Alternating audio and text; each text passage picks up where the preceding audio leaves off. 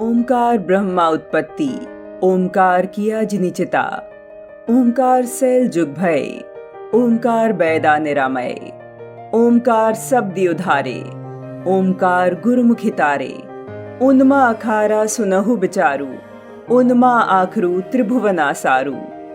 अर्थात श्री गुरु नानक जी कहते हैं कि ब्रह्मा जी का जन्म ओंकार यानी ज्योति निरंजन से हुआ था। कई युगों तक भटकने के बाद ओंकार ब्रह्म ने वेदों का निर्माण किया जो ब्रह्मा जी द्वारा प्राप्त किए गए थे। केवल ओम मंत्र ही तीनों लोकों की भक्ति का वास्तविक मंत्र है। एक पूर्ण संत यानी गुरु को प्राप्त करने के बाद, उपदेश लेने के बाद इस ओम शब्द का जाप करने से व्यक्ति का उत्थान होता है। श्री गुरु नानक जी की ये दिव्य वाणी श्री गुरु ग्रंथ साहिब में अंकित है। सन 1604 में अमृतसर के हरमंदिर साहब में पवित्र पुस्तक गुरु ग्रंथ साहिब की स्थापना की गई, जिसे सिख समुदाय प्रकाशोत्सव के रूप में मनाता है।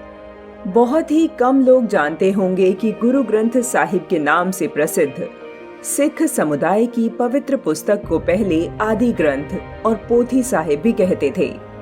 इसका प्रकाशन सिख समुदाय के 5वें गुरु अर्जुन देव जी ने किया था। इस पवित्र पुस्तक में आत्मा परमात्मा का पूजा ज्ञान और गुरु का प्रकाश सम्मिलित है। गुरु ग्रंथ साहिब का लेखन गुरुमुखी लिपि में हुआ है और इसमें कुल 1430 पृष्ठ हैं।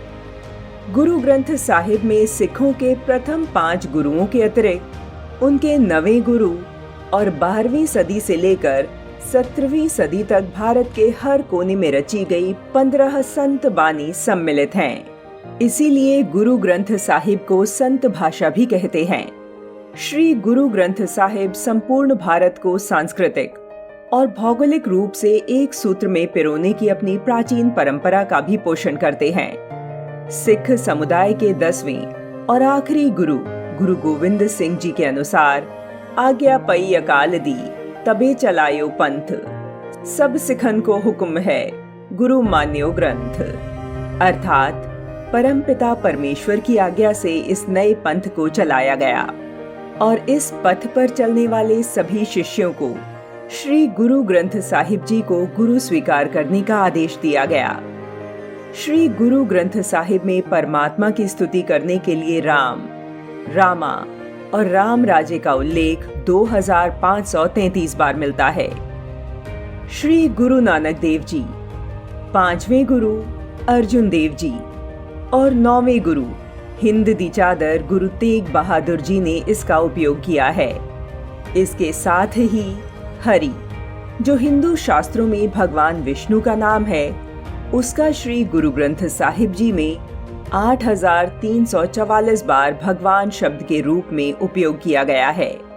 इसी तरह राम शब्द का 2533 बार, प्रभु शब्द का 1371 बार और गोपाल का 491 बार उल्लेख किया गया है।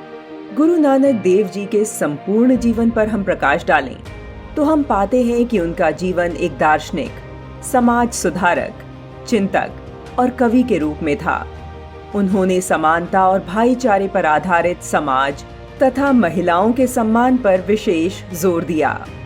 गुरु नानक देव जी ने विश्व को नाम जपो, किरत करो, वंड छड्डो का संदेश दिया, जिसका अर्थ है ईश्वर के नाम का जप करो, ईमानदारी मेहनत के साथ अपनी जिम्मेदारी निभाओ और जो कुछ भी कमाते हो उसे जरूरतमंदों के साथ बांटो। श्री गुरु नानक देव जी ने यज्ञ, धार्मिक स्थान, मूर्ति पूजा, कठोर तपस्या को नकार दिया। वे एक आदर्श व्यक्ति थे जो एक संत की तरह रहे और पूरे विश्व को कर्म का संदेश दिया। उन्होंने भक्ति के निर्गुण रूप की शिक्षा दी। नानक देव जी ने एक ओंकार का मूल मंत्र दिया और जाति, पंथ और लिंग के आधार पर भेदभाव किए बिना सभी मनुष्यों के साथ समान व्यवहार करने पर जोर दिया। नानक देव जी के धर्म का आधार कर्म के सिद्धांत पर आधारित था। और उन्होंने अध्यात्मवाद के विचार को सामाजिक जिम्मेदारी और सामाजिक परिवर्तन की विचारधारा में परिणत किया।